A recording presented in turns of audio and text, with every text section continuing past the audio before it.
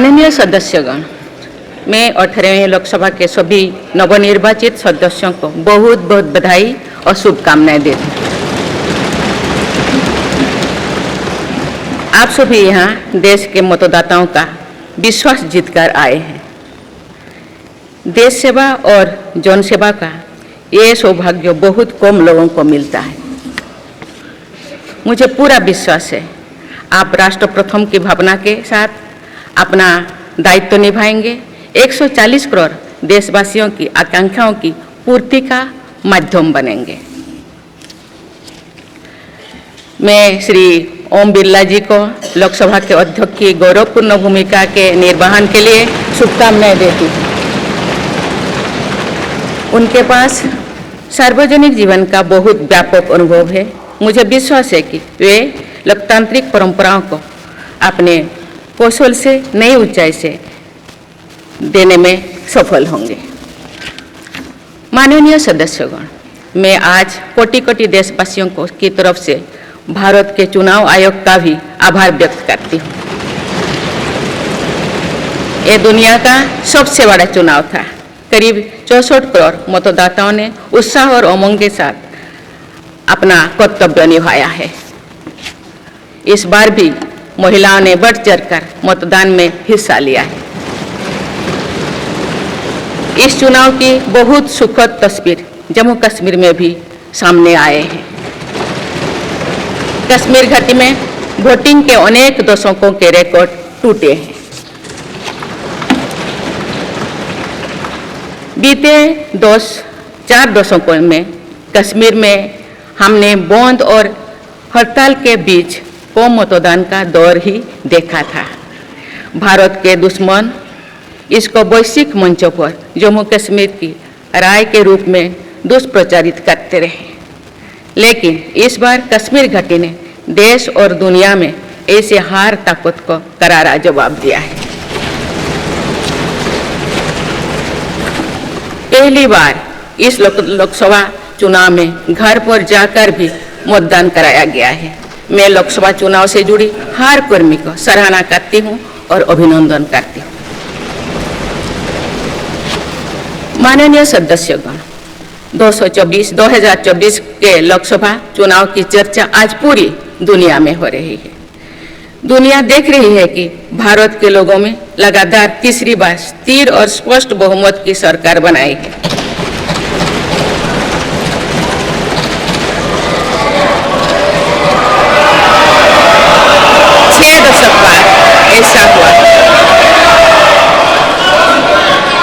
छह दशक बाद ऐसा हुआ है। ऐसा समय में जो भारत के लोगों की आकांक्षाएं सर्वोच्च स्तर पर है, लोगों ने मेरी सरकार पर लगातार तीसरी बार भरोसा जताया है।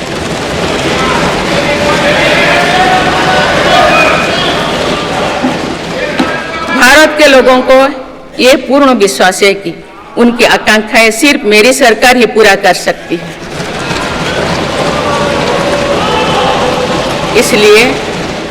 इसलिए 2024 का ये चुनाव नीति, नियत, निष्ठा और निर्णयों पर विश्वास का चुनाव रहा है। मजबूत और निर्णायक सरकार में विश्वास, सुशासन, स्थिरता और निरंतरता में विश्वास, ईमानदारी और कड़ी मेहनत में विश्वास, सुरक्षा और समृद्धि में विश्वास,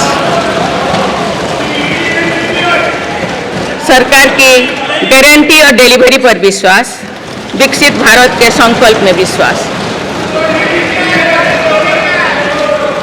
मेरी सरकार ने 10 वर्षों से सेवा और सुशासन का जो मिशन जनाया है, ये उस पर मुहर है। ये जनादेश है कि भारत की विकसित बनाने का काम बिना रुके चलता रहे और भारत अपने लक्ष्यों की प्राप्ति करते रहे। माननीय सदस्यगण, 18वीं लोकसभा कई मायनों में एक ऐतिहासिक लोकसभा है। ये लोकसभा अमृतकाल के शुरुआती वर्षों में गठित हुई है। ये लोकसभा देश के संविधान को अपनाने के 75वें वर्षों की भी साक्षी बनेगी। मुझे विश्वास है कि इस लोकसभा में जन कल्याण के फसलों का नवीन अध्याय लिखा जाएगा। आगामी सत्रों में मेरी सरकार अपने इस कार्यकाल का पहला बजट पेश करने जा रही है। ये बजट सरकार की दूरगामी नीतियों और फ्यूचरिस्टिक विजन का एक प्रभावी दस्तावेज होगा। इस बजट में बड़े आर्थिक और सामाजिक निर्णयों के साथ ही अनेक ऐतिहासिक कदम भी देखने को मिलेंगे। भारत के तेज विकास की जन आकांक्षाओं का पूरा करने के लिए रिफॉर्म्स की गति अब और तेज की जाएगी। मेरी सरकार का मत है कि दुनिया भर में निवेशकों को आकर्षित करने के लिए राज्यों में स्वस्थ स्पर्धा हो। यही कॉम्पिटिटिव कोऑपरेटिव फेडरलिज्म की सच्ची स्पिरिट है। राज्यों के विकास से देश का विकास, इसी भावना के साथ हम आगे बढ़ते रहेंगे। माननीय सदस्यगण, रिफॉर्म, परफॉर्म और ट्रांसफॉर्म के संकल्प ने आज भारत को दुनिया की सबसे तेजी से बढ़ने वाली अर्थव्यवस्था बना दिया है। 10 साल में भारत 11वें नंबर की अर्थव्यवस्था से ऊपर उठकर 5वें नंबर पर पहुंचा है। साल 2021 से लेकर साल 2024 के बीच भारत में औसतन 8% की रफ्तार से विकास किया है। और ये ग्रोथ सामान्य समय में नहीं हुई है। बीती वर्षों में हमने 100 साल की सबसे बड़ी आपात देखी। वैश्विक महामारी के कालखंड और विश्व के अलग अलग कोने में चल रही संघर्षों के बावजूद भारत ने ये विकास दर हासिल की है। ये बीते 10 साल के रिफॉर्म्स और राष्ट्रहित में के लिए किए गए फैसला के कारण संभव है। आज भारत अकेले ही दुनिया की ग्रोथ में 15% का योगदान दे रही है। अब मेरी सरकार भारत को विश्व की 3रे नंबर की इकोनॉमी बनाने में जुटी हुई है। इस लक्ष्य की प्राप्ति विकसित भारत की नींव को भी मजबूत करने में के काम करेगी। माननीय सदस्यगण, मेरी सरकार अर्थव्यवस्था के 3 स्तंभ मैन्युफैक्चरिंग, सर्विसेज और एग्रीकल्चर को बराबर महत्व दे रही है। PLI स्कीम्स और ईज ऑफ डूइंग बिजनेस से बड़े पैमाने पर निवेश और रोजगार के अवसर बढ़ रही है। पारंपरिक सेक्टर्स के साथ साथ सनराइज सेक्टर्स को भी मिशन मोड पर बढ़ावा दिया जा रहा है। चाहे सेमीकंडक्टर हो या सोलर हो, चाहे इलेक्ट्रिक व्हीकल हो या इलेक्ट्रॉनिक्स गुड्स हो, चाहे ग्रीन हाइड्रोजन हो या बैटरीज हो, चाहे एयरक्राफ्ट कैरियर्स हो या फाइटर जेट्स हो, भारत इन सब सेक्टर्स में अपना विस्तार कर रहा है। लॉजिस्टिक्स कॉस्ट को कम करने के लिए भी मेरी सरकार लगातार प्रयास कर रही है।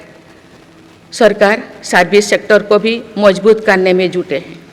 आज IT से लेकर टूरिज्म तक, हेल्थ से लेकर वेलनेस तक हर सेक्टर में भारत लीडर बन रहा है और इससे बड़ी संख्या में रोजगार और स्वरोजगार के नए मौके बन रहे हैं। माननीय सदस्यगण, पिछले 10 वर्षों में मेरी सरकार द्वारा ग्रामीण अर्थव्यवस्था के हर पहलू पर बहुत जोर दिया गया है। गांव में कृषि आधारित उद्योगों, डेयरी और फिशरीज आधारित उद्योगों का विस्तार किया जा रहा है। इसमें भी सहकारिता को प्राथमिकता दी गई है। सरकार किसानों उत्पाद संघ, FPO और FACTS जैसे सरकारी संगठनों का एक बड़ा नेटवर्क बना रही है। छोटे किसानों की बड़ी समस्या भंडारण से जुड़े होती है, इसलिए मेरी सरकार ने सहकारिता क्षेत्र में दुनिया की सबसे बड़ी भंडारण योजना पर काम शुरू कर चुकी है। किसान अपने छोटे खर्चे पूरे करने के लिए इसके लिए PM किसान सम्मान निधि के तहत उन्हें 3,20,000 करोड़ रुपये से ज़्यादा राशि दे सकती है। मेरी सरकार के नए कार्यकाल के शुरुआत दिनों से ही किसानों को 20,000 करोड़ रुपया से अधिक की राशि ट्रांसफर की जा चुकी है। सरकार ने खरीफ फसलों के लिए एमएसपी में भी रिकॉर्ड वृद्धि की है। माननीय सदस्यगण, आज का भारत अपनी वर्तमान जरूरतों को ध्यान में रखते हुए अपनी कृषि व्यवस्था में बदलाव कर रहा है। हम ज़्यादा से ज़्यादा आत्मनिर्भर हो और ज़्यादा से ज़्यादा निर्यात से किसानों की आमदनी बढ़े, इस सोच के साथ नीतियाँ बनाई गई है, निर्णय लिए गए हैं। जैसे भारत दलहन और तिलहन में दूसरे देशों पर निर्भरता कम करने के लिए देश के किसानों को हर संभव मदद दे रहे हैं। ग्लोबल मार्केट में किस तरह के फूड प्रोडक्ट की डिमांड ज़्यादा है, इसके आधार पर नई रणनीति बनाई जा रही है। आजकल ऑर्गेनिक उत्पादों को लेकर दुनिया में डिमांड तेजी से बढ़ रही है। भारत के किसानों के पास इस डिमांड को पूरा करने के पूरा भरपूर क्षमता है। इसलिए सरकार प्राकृतिक खेती और इससे जुड़ी उत्पादों की सप्लाई चेन को सशक्त कर रही है। ऐसे प्रयासों से किसानों का खेती पर होने वाला खर्च भी कम होगा और उनकी आय भी और बढ़ेगी। माननीय सदस्यगण, आज का भारत दुनिया की चुनौतियां बढ़ाने के लिए नहीं बल्कि दुनिया को समाधान देने के लिए माना जाता है। विश्व बंधु के तौर पर भारत ने अनेक वैश्विक समस्याओं के समाधान को लेकर पहल की है। जलवायु परिवर्तन से लेकर खाद्य सुरक्षा तक, पोषण से लेकर सस्टेनेबल एग्रीकल्चर तक हम अनेक समाधान दे रहे हैं। हमारे मोटे अनाज श्री अन्न की पहुंच सुपर फूड के तौर पर दुनिया के कोने कोने में हो, इसके लिए भी अभियान चल रहा है। भारत की पहल पर पूरी दुनिया ने वर्ष 2023 में इंटरनेशनल मिलेट्स ईयर मनाया है। आपने देखा है, हाल ही में पूरी दुनिया ने अंतर्राष्ट्रीय योग दिवस भी मनाया है। भारत की इस महान परंपरा की प्रतिष्ठा विश्व में लगातार बढ़ रही है। योग और आयुष को बढ़ावा देकर भारत एक स्वस्थ विश्व के निर्माण में मदद कर रही है। मेरी सरकार ने रिन्यूएबल एनर्जी की क्षमता भी कई गुना बढ़ाई है। हम जलवायु से जुड़े लक्ष्यों को निर्धारित समय से पहले प्राप्त करने की दिशा दिखा रहा है। नेट जीरो के लिए आज भारत के प्रयास कई दूसरे देशों को प्रेरित कर रहे हैं। इंटरनेशनल सोलर अलायंस जैसे पहल पर आज रिकॉर्ड संख्या में दुनिया के देश हमारे साथ जुड़े हैं। माननीय सदस्यगण, आने वाला समय ग्रीन एरा यानी हरित युग का है। मेरी सरकार इसके लिए भी हर जरूरी कदम उठा रही है। हम हरित उद्योगों पर निवेश बढ़ा रहे हैं, जिससे ग्रीन जॉब्स भी बढ़े हैं। ग्रीन एनर्जी हो या फिर ग्रीन मोबिलिटी, हर मोर्चे पर हम बड़े लक्ष्यों के साथ काम कर रहे हैं। मेरी सरकार अपने शहरों को दुनिया के बेहतरीन लिविंग स्पेस बनाने के लिए भी प्रतिबद्ध है। प्रदूषण से मुक्त, साफ सुथरे और सुविधा युक्त शहरों में रहना भारत के नागरिकों का हक है। विशेष रूप से छोटी शहरें और कस्बे में बीते 10 वर्षों से अभूतपूर्व निवेश किया गया है। भारत में आज दुनिया का तीसरे सबसे बड़ा डोमेस्टिक एविएशन मार्केट है। अप्रैल 2014 में भारत में सिर्फ 209 एयरलाइन रूट्स थे। अप्रैल 2024 में इनकी संख्या बढ़कर 605 हो गया है। हवाई यात्रा में हो रहे इस विस्तार का सीधा लाभ टियर 2, टियर 3 शहरों को हो रहा है। 10 वर्षों में देश के 21 शहरों तक मेट्रो सुविधाएं पहुंची है। वंदे मेट्रो जैसे कई योजनाएं पर काम चल रही है। भारत का पब्लिक ट्रांसपोर्ट दुनिया में बेहतरीन हो, इस लक्ष्य के साथ मेरी सरकार काम कर रही है। माननीय सदस्यगण, मेरा सरकार इन आधुनिक मापदंड पर काम कर रही है, जिससे भारत विकसित देश के सामने बराबरी से खड़े हो सके। इंफ्रास्ट्रक्चर का विकास इस दिशा में बदलते भारत की नई तस्वीर के रूप में उभारा है।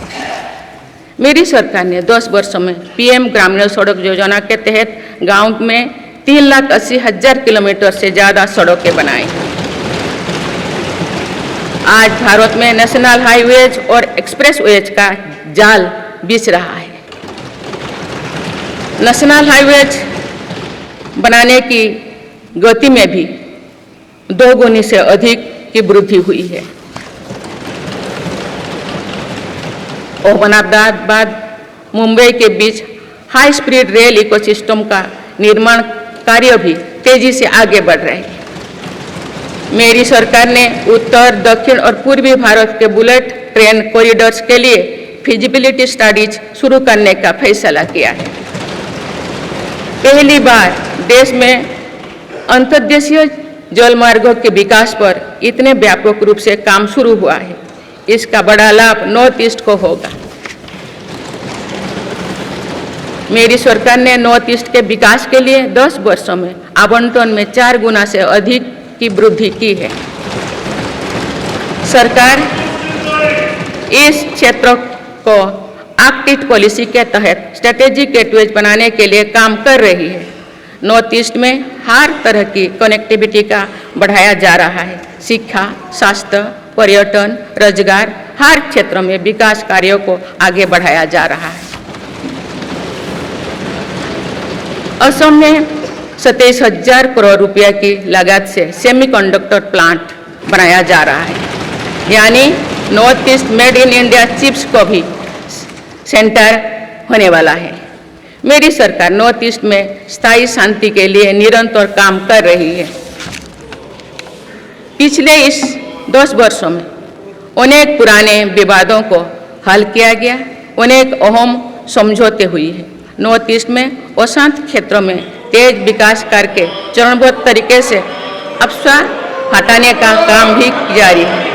देश के हर क्षेत्र में विकास के ये नए आयाम भारत के भविष्य का उद्घोष कर रहे हैं। माननीय सदस्य, वुमेन लेड डेवलपमेंट के लिए समर्पित मेरी सरकार ने महिला सशक्तिकरण के एक नई युग की शुरुआत की है। देश की नारी शक्ति लंबे समय तक लोकसभा और विधानसभा में अधिक भागीदारी की मांग कर रही थी। आप उनके पास नारी शक्ति बंधन अधिनियम की ताकत है। सरकार की योजनाओं की वजह से पिछले 1 दशक में महिलाओं का आर्थिक सामर्थ्य बढ़ा है। आप जानते हैं कि बीते 10 वर्षों में बने 4 करोड़ पीएम आवास में से ज़्यादातर महिलाओं के नाम ही आवंटित हुई है।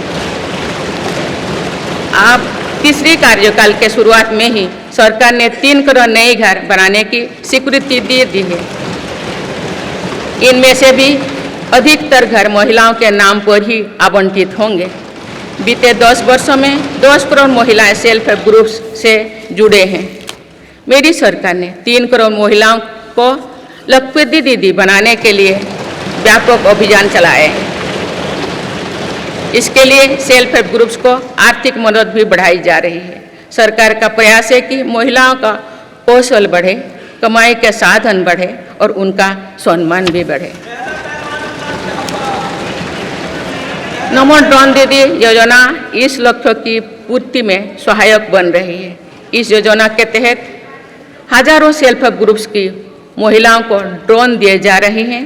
ड्रोन पायलट बनने की ट्रेनिंग भी दी जा रही है। मेरी सरकार ने हाल ही में कृषि खेती सखी कार्यक्रम भी शुरू किया है। इसके तहत अभी तक सेल्फ हेल्प ग्रुप्स की 30,000 महिलाओं को कृषि सखी के रूप में प्रमाण पत्र दिए गए हैं।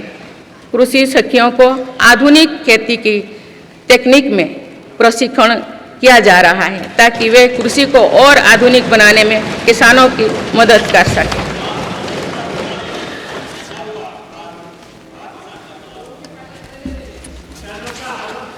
माननीय सदस्यगण, मेरी सरकार का ये भी प्रयास है कि महिलाएं अधिक से अधिक बचत कर सकें। बैंक खातों में जमा राशि पर बेटियों को ज़्यादा ब्याज देने वाला सुकन्या समृद्धि योजना की लोकप्रियता से हम परिचित हैं। मुफ्त राशन और सस्ते गैस सिलेंडर की योजना से महिलाओं को बहुत लाभ हो रहा है। अब मेरी सरकार बिजली का बिल जीरो करने और बिजली बेचकर कमाई करने की योजना भी लाई है। पीएम सूर्यघर मुफ्त बिजली योजना के तहत घर की छत पर सोलर पैनल लगाए जा रहे हैं। इसके लिए मेरी सरकार प्रति परिवार 78,000 रुपया तक की मदद कर रही है। इतने कम समय में 1 करोड़ से ज़्यादा परिवार इन योजना में रजिस्टर कर चुके हैं।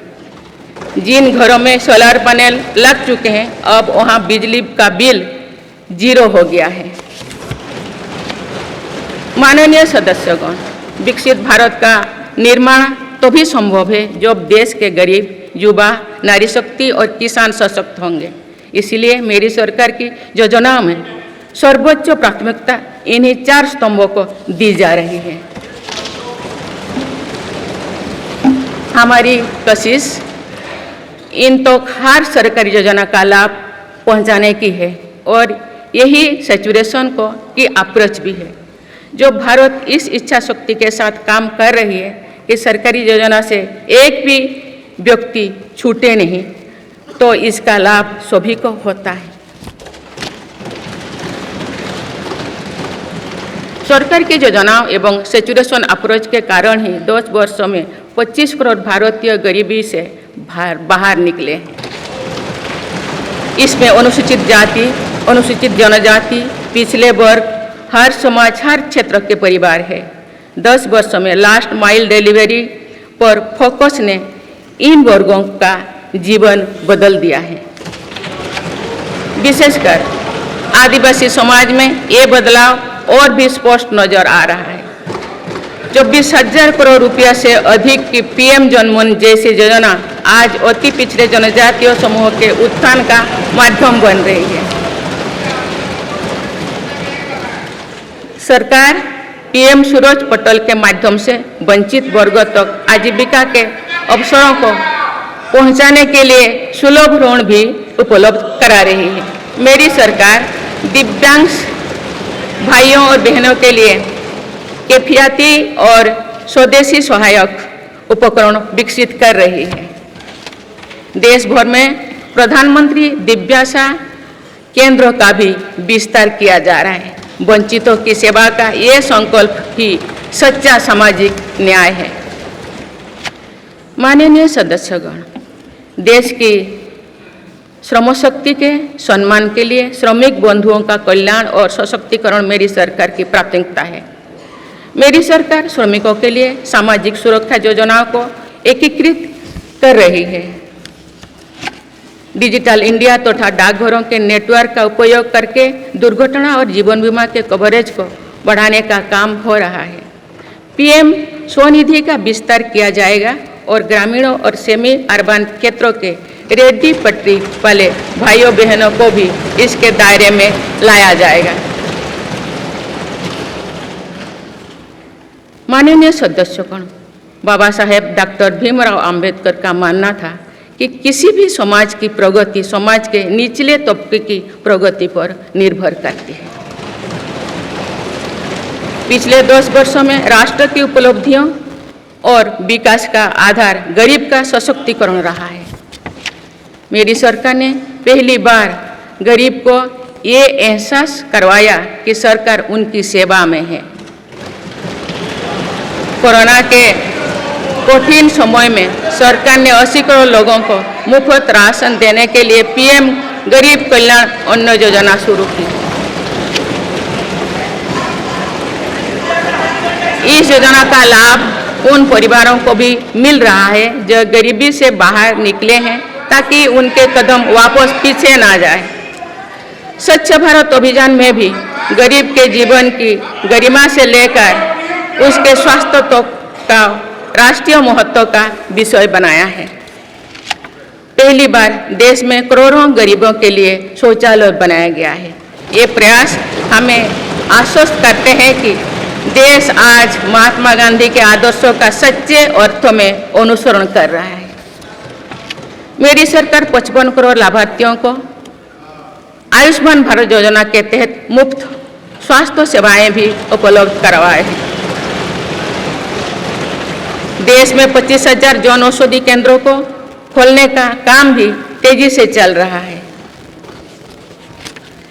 अब इस क्षेत्र में सरकार एक और निर्णय लेने जा रही है। अब आयुष्मान भारत योजना के तहत मुफ्त इलाज का लाभ 70 वर्ष से अधिक उम्र के सभी बुजुर्गों को भी मिलेगा। माननीय सदस्यगण, अक्सर विरोधपूर्वक मानसिकता और संकीर्ण स्वार्थ के कारण लोकतंत्र की मूल भावना का बहुत अहित हुआ है। इसका प्रभाव संसदीय प्रणाली पर भी पड़ता है और देश की विकास यात्रा पर भी पड़ता है। देश में कई दशकों तक अस्थिर सरकार के दौर में कई सरकारें चाहते हुए भी ना रिफॉर्म कर पाए और ना ही आवश्यक निर्णय ले पाए। भारत की जनता ने निर्णायक बनकर इस स्थिति को बदला है। बीते 10 वर्षों में ऐसे अनेक रिफॉर्म्स हुई है जिनका बहुत लाभ देश को आज मिल रहा है।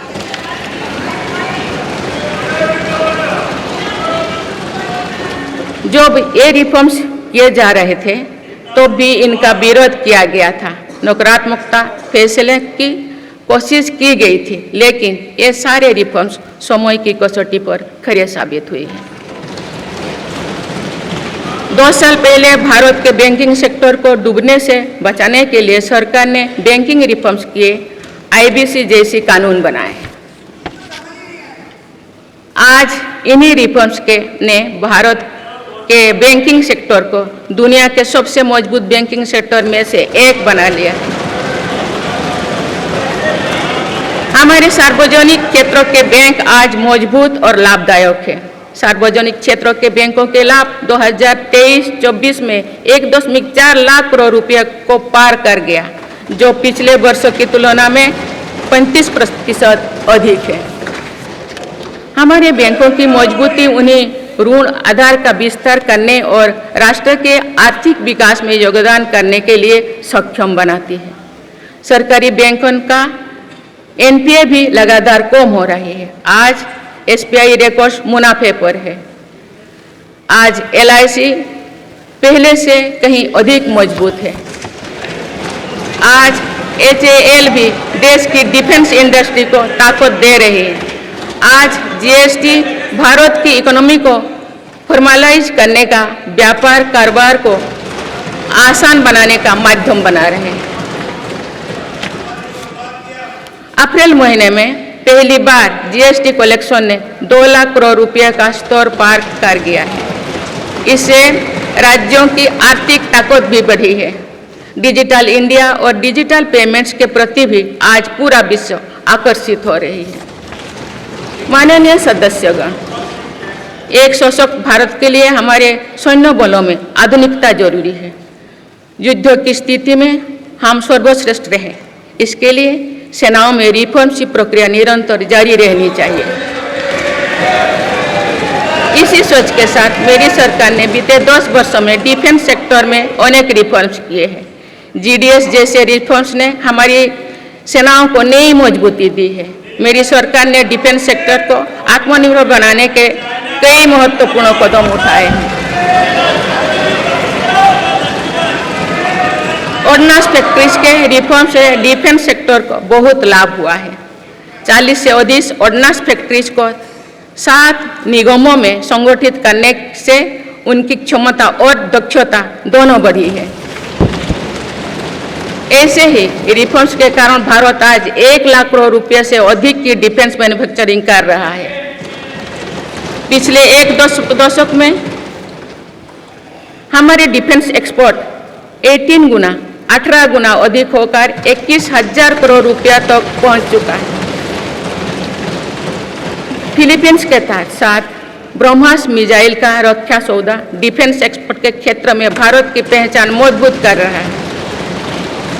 सरकार ने युवाओं और उनके स्टार्टअप्स को बढ़ावा देकर आत्मनिर्भर डिफेंस सेक्टर की मजबूत नींव तैयार की है। मेरी सरकार उत्तर प्रदेश और तमिलनाडु में 2 डिफेंस कॉरिडोर्स भी विकसित कर रही है। हम सभी के लिए एक खुशी की बात है कि पिछले वर्ष हमारी सैन्य जरूरतों की लगभग 70% खरीद भारतीय उद्योगों से ही की गई है। हमारी सेनाओं ने 500 से अधिक सैन्य साजो सामान को विदेशों में नहीं मंगाना तय किया है। ये सभी हथियार और उपकरण अब सिर्फ भारतीय कंपनियों से ही खरीद की जाएगी।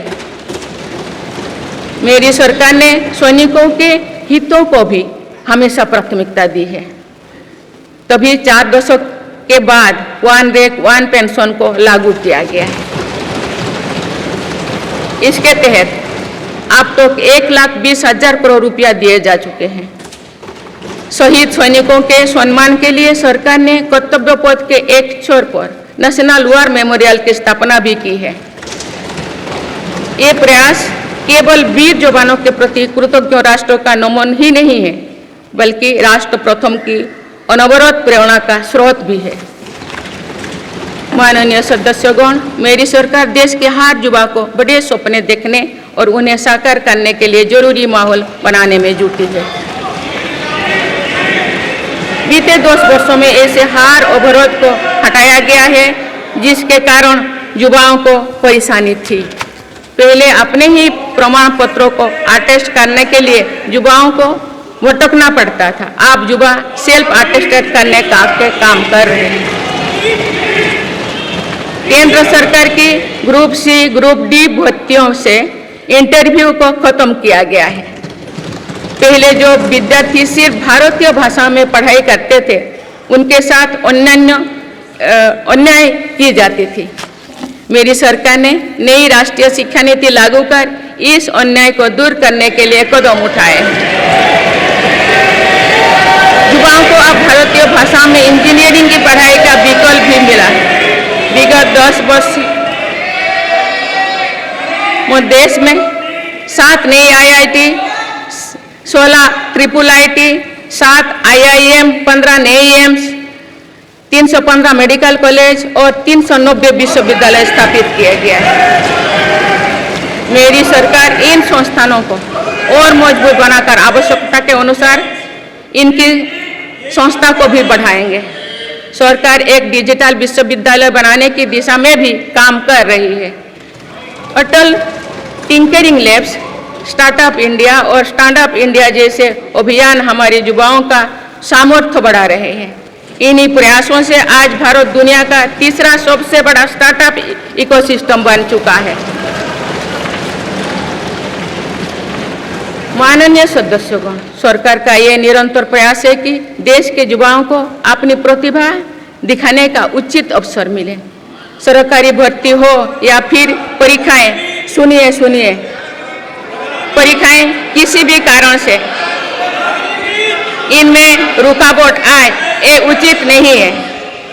इनमें शुचिता और पारदर्शिता बहुत जरूरी है।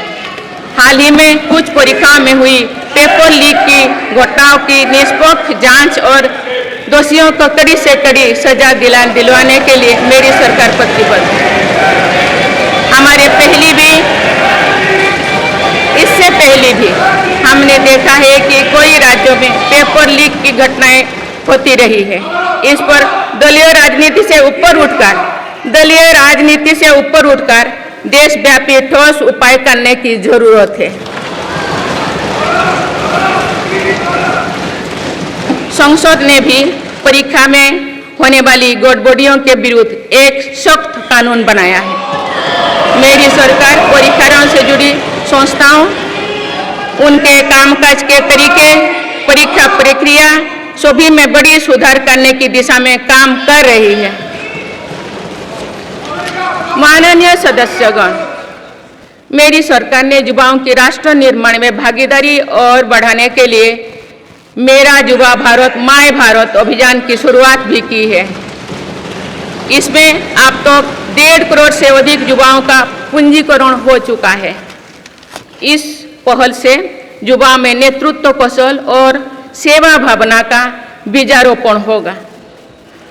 आज हमारे युवाओं को खेलों में भी आगे बढ़ने के नए अवसर मिल रहे हैं। मेरी सरकार के प्रभावी प्रयासों का परिणाम है कि भारत के युवा खिलाड़ी वैश्विक मंचों पर रिकॉर्ड संख्या में मेडल्स जीत रहे हैं।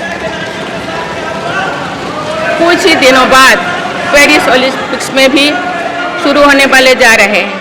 ओलंपिक्स में देश का प्रतिनिधित्व करने वाले हर खिलाड़ी पर हमें गर्व है। मैं उन्हें अपनी शुभकामनाएं देती हूँ। इन उपलब्धियों को और आगे ले जाने के लिए भारतीय ओलंपिक संघ 2036 ओलंपिक्स खेलों की मेजबानी की तैयारी भी कर रही है। माननीय सदस्यगण, जुलाई की 1 तारीख से देश में भारतीय न्याय संहिता भी लागू हो जाएगी।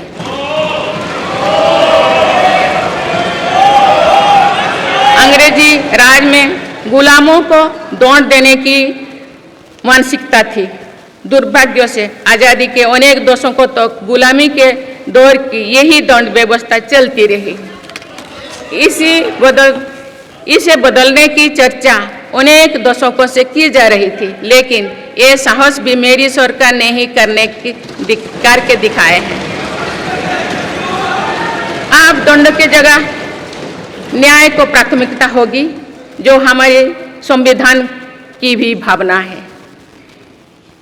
इन नई कानूनों से न्याय प्रक्रिया में तेजी आएगी। आज जो देश अलग अलग क्षेत्रों में गुलामी की मानसिकता से मुक्त पा रहे हैं, तो ये उस दिशा में बहुत बड़ा कदम है और ये हमारे स्वतंत्रता सेनानियों की सच्ची श्रद्धांजलि भी है। मेरा सरकार ने सीएए कानून के तहत शरणार्थियों को नागरिकता देना शुरू कर दिया है।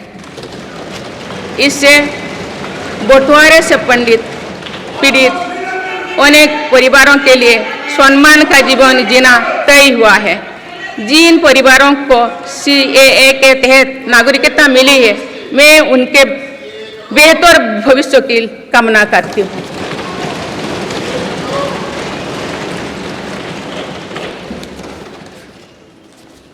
माननीय सदस्यगण, मेरी सरकार भविष्य निर्माण के प्रयासों के साथ ही भारतीय संस्कृति के वैभव और विरासत को फिर से स्थापित कर रही है। हाल में नालंदा यूनिवर्सिटी के भव्य कैंपस के रूप में इसमें एक नया अध्याय जुड़ा है। नालंदा सिर्फ एक यूनिवर्सिटी मात्र नहीं थी, बल्कि ये वैश्विक ज्ञान केंद्र के रूप में भारत के गौरवशाली अतीत का प्रमाण थी। मुझे विश्वास है कि नई नालंदा यूनिवर्सिटी भारत को ग्लोबल नॉलेज हब बनाने में सहायक सिद्ध होगी। मेरी सरकार का ये प्रयास है कि भावी पीढ़ियों को हजारों वर्षों की हमारी विरासत प्रेरणा देती है। इसलिए पूरे देश में तीर्थस्थलों को, आस्था और आध्यात्म के केंद्रों को सजाया संवारा जा रहा है। माननीय सदस्यगण, मेरी सरकार विकास के साथ ही विरासत पर भी उतना ही गर्व करते हुए काम कर रही है। विरासत पर गर्व का ये संकल्प आज अनुसूचित जाति, अनुसूचित जनजाति, वंचित वर्ग और सर्व समाज के गौरव का प्रतीक बन रहा है। मेरी सरकार ने भगवान बिरसा मुंडा के जन्म दिवस को जनजातीय गौरव दिवस के रूप में मनाने की शुरुआत की है। अब अगले वर्ष भगवान बिरसा मुंडा की 150वीं जयंती के पूरे देश में धूमधाम से मनाया जाएगा। देश रानी दुर्गावती की 500वीं जयंती को भी व्यापक स्तर पर मना रहा है। पिछले महीने ही देश ने रानी अहिल्याबाई होलकर की 300वीं जयंती का साल भर चलने वाला महोत्सव भी शुरू किया गया है। इससे पहले सरकार गुरु नानक देव जी का 550वां और गुरु गोविंद सिंह जी का 350वां प्रकाश पर्व भी धूमधाम से मना चुके हैं। एक भारत श्रेष्ठ भारत के भाव से काशी तमिल संगमम, सौराष्ट्र तमिल संगमम जैसी उत्सवों की परिपाटी भी मेरी ही सरकार ने शुरू की है। इन आयोजनों से हमारी नई पीढ़ियों को राष्ट्र निर्माण की प्रेरणा मिलती है और राष्ट्र पर गौरव का भाव और मजबूत होता है। माननीय सदस्यगण, हमारी सफलताएं हमारी साझी धरोहर है, इसीलिए उन्हें अपनाने में संकोच नहीं, स्वाभिमान होना चाहिए। आज अनेक सेक्टर्स में भारत बहुत अच्छा प्रदर्शन कर रहा है। ये उपलब्धियां हमें हमारी प्रगति और सफलताओं पर गर्व करने की अपार अवसर देती है। जो भारत डिजिटल पेमेंट्स के मामले में दुनिया में अच्छा प्रदर्शन करता है, तो हमें गौरव होना चाहिए। जो भारत के वैज्ञानिक चंद्रयान को चंद्रमा के दक्षिणी ध्रुव पर सफलता से उतारते हैं तो हमें गौरव होना चाहिए। जो भारत दुनिया की सबसे तेज बढ़ती इकोनॉमी बनता है तो हमें गौरव होना चाहिए। जो भारत इतना बड़ा चुनाव अभियान बिना बड़ी हिंसा और अराजकता से पूरा कराए तो भी हमें गौरव होना चाहिए। आज पूरा विश्व हमें मदर ऑफ डेमोक्रेसी के रूप में सम्मान देता है। भारत के लोगों ने हमेशा लोकतंत्र के प्रति अपना पूर्ण विश्वास प्रकट किया है। चुनाव से जुड़ी संस्थाओं पर पूरा भरोसा जताया है। स्वस्थ लोकतंत्र को बनाए रखने के लिए हमें इस विश्वास को सुसह्य कर रखना है, इसकी रक्षा भी करना है। हमें याद रखना होगा, लोकतांत्रिक संस्थाओं और चुनावी प्रक्रिया पर लोगों के विश्वास को चोट पहुंचाना उसी डाल को काटना जैसे जिस पर हम सब बैठे हैं। हमारे लोकतंत्रों की विश्वसनीयता को ठेस पहुंचाने की हर कोशिश की सामूहिक आलोचना होना चाहिए। हम सभी को वो दौर याद है जो बैलेट पेपर छीन लिया जाता था, लूट लिया जाता था। मतदान प्रक्रिया को सुरक्षित बनाने के लिए ईवीएम को अपनाने का फैसला किया गया था। पिछले कई दशकों में ईवीएम में सुप्रीम कोर्ट से लेकर जनता की अदालत तो हर कसौटी को पार किया है। माननीय सदस्यगण, मैं आप सभी सदस्यों से अपनी कुछ और चिंताएं भी साझा करना चाहती हूँ। मैं चाहूँगी कि आप सभी इन विषयों पर चिंतन मनन करके इन विषयों पर ठोस और सकारात्मक परिणाम देश को दें। आज की संचार क्रांति के युग है। मैं विघटनकारी ताकतें लोकतंत्र को कमजोर करने और समाज में दरार डालने की साजिश रच रहे हैं। ये ताकतें देश के भीतर भी है और देश के बाहर भी संचालित हो रहे हैं। इसके द्वारा अफवाह फैलाने का, जनता को भ्रम में डालने का, मिस इन्फॉर्मेशन का सहारा लिया जा रहा है। इस स्थिति को ऐसे ही बेरोक-टोक नहीं चलने दिया जा सकता है। आज के समय में टेक्नोलॉजी हर दिन और उन्नत हो रही है। ऐसे में मानवता के विरुद्ध इनका गलत उपयोग बहुत घातक है। भारत ने विश्व मंच पर भी इन चिंताओं को प्रकट किया है और एक ग्लोबल फ्रेमवर्क की वकालत की है। हम सभी का दायित्व है कि इन प्रवृत्ति को रोकें, इस चुनौती से निपटने के लिए नए रास्ते खोजें। माननीय सदस्यगण, 21वीं सदी के इस तीसरे दशक में आज ग्लोबल ऑर्डर एक नया शक्ल ले रहा है। मेरी सरकार के प्रयासों से आज भारत विश्व बंधु के रूप में दुनिया को नया भरोसा दे रही है। मानव केंद्रित अप्रोच रखने की वजह से भारत आज किसी भी संकट के समय फास्ट रेस्पॉन्डर और ग्लोबल साउथ की बुलंद आवाज़ बना है। कोरोना का महासंकट हो, भूकंप जैसी कोई त्रासदी हो या फिर युद्धों की स्थितियाँ, भारत मानवता को बचाने में आगे रहा है। भारत को देखने का विश्व का नज़रिया कैसे बदला है, ये इटाली में हुई G7 समिट में भी हम सभी ने अनुभव किया है। भारत ने अपनी G20 अध्यक्षता के दौरान भी विश्व को अनेक मुद्दों पर एकजुट किया है। भारत की अध्यक्षता के दौरान ही अफ्रीकन यूनियन को G20 का स्थायी सदस्य बनाया गया है। इससे अफ्रीका महाद्वीप के साथ साथ पूरे ग्लोबल साउथ का भरोसा मजबूत हुआ है। नेबरहुड फर्स्ट पॉलिसी में चलते हुए भारत ने पड़ोसी देशों के साथ अपने रिश्तों को मजबूत किया है। 7 पड़ोसी देशों के नेताओं का 9 जून को केंद्रीय मंत्रिपरिषद के शपथ ग्रहण समारोह में भाग लेना मेरी सरकार की इस प्राथमिकता दर्शाते हैं।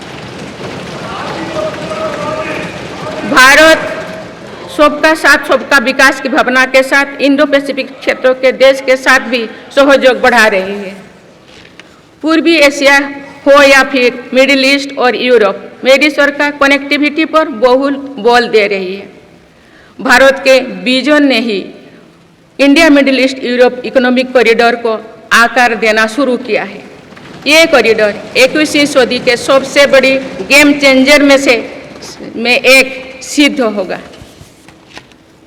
माननीय सदस्यगण, आने वाला कुछ महीने में भारत एक गणतंत्र के रूप में 75वें वर्ष पूरी करने जा रहे हैं। भारत का संविधान बीते दशकों में हर कसौटी पर खरा उतरा है। जब संविधान बन रहा था तब भी दुनिया में ऐसे ताकतें थे जो भारत के असफल होने की कामना कर रही थी। देश में संविधान लागू होने के बाद भी संविधान पर अनेक बार हमले हुए हैं। आज 27 जून है। 25 जून 1975 को लागू हुआ आपातकाल संविधान पर सीधे हमले का सबसे बड़ा और काला अध्याय था।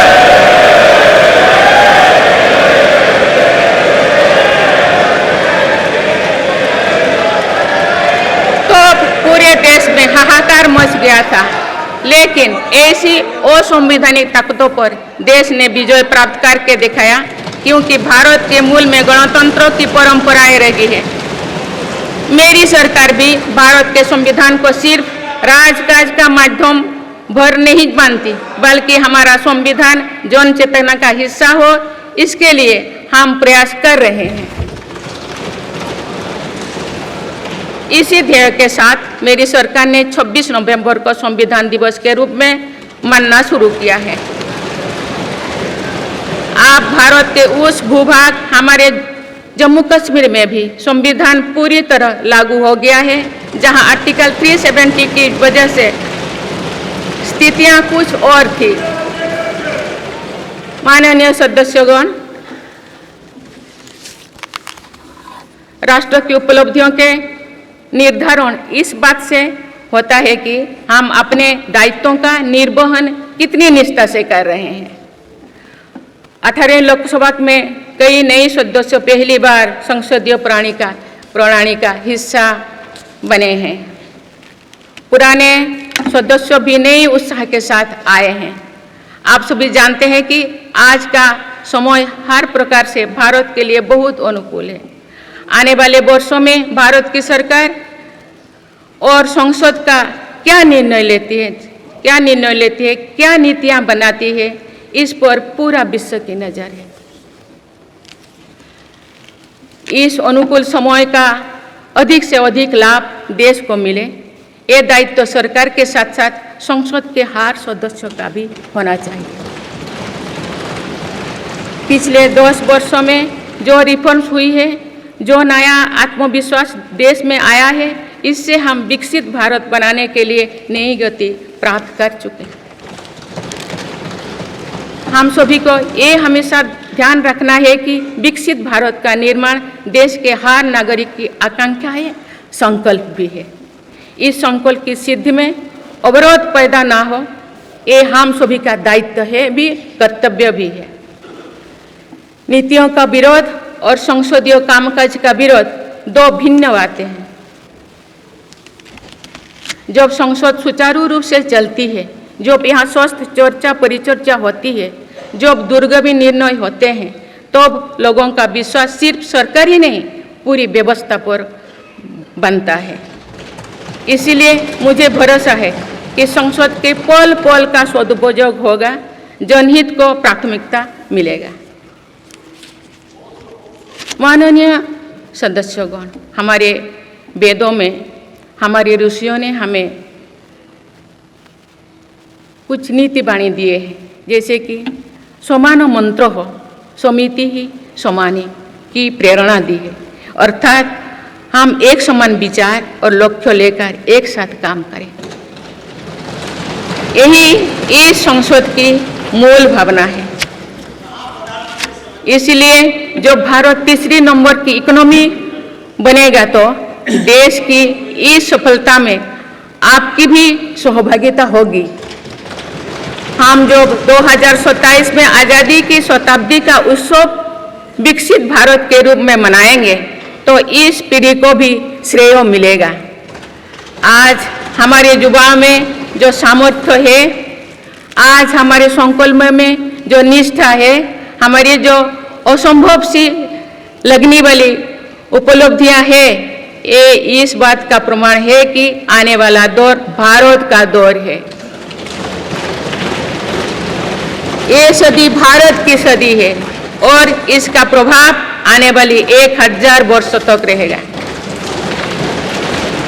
आइए हम सब मिलकर पूर्ण कर्तव्यनिष्ठा के साथ राष्ट्रीय संकल्पों की सिद्धि में जुट जाएं, विकसित भारत बनाएं।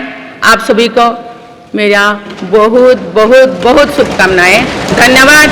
जय हिंद, जय भारत।